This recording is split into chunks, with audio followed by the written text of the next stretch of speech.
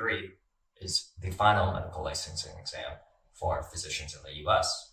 It's a 17-hour exam, including breaks, and it requires both mental preparation and physical optimization to be able to perform adequately on the exam. The exam is broken up into 2 days, with the first day being about 8 hours and the second day being 9 hours. It's actually quite difficult to try and schedule this exam with testing center availability and also a busy resident physician schedule. For me, I picked a Saturday that I was off as well as a Monday where I was off transitioning into nights.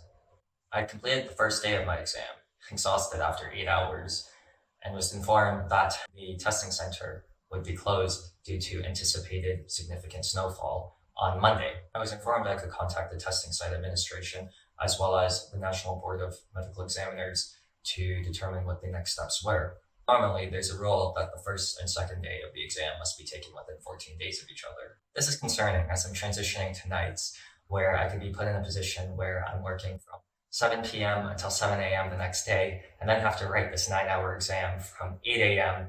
until 6 p.m., and then have another night shift from 7 p.m. until 7 a.m. the next day.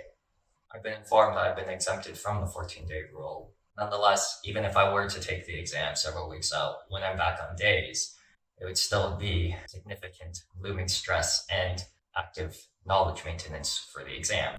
What I find more unfortunate is that this prevents me from pursuing other opportunities that I wanted afterwards I had completed the exam, such as research and other projects. Unfortunately, because it was Saturday when I had completed the first day of my exam, I would be unable to contact the testing center as well as the National Board of Medical Examiners until Monday when they were open again. I looked and found that there was another testing site that would remain open that I could potentially drive to the morning of if I was able to reschedule the exam. When I called this morning to try and get my exam set up at a different exam center, I was informed that this was possible, however, I would need a new examination ID from the NBME.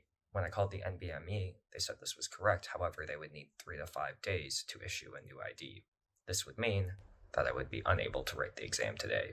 While ultimately it didn't snow very much and I was unable to write my exam today, I remain less anxious knowing that there was nothing more that I could have done. This was originally going to be a short that was supposed to reinforce the idea that we should focus on what we actually do have under our control, and anything else that happens we can't do anything about, so we shouldn't stress too much about it. That said, I failed to make this a short, and also, I don't know how well this was really communicated.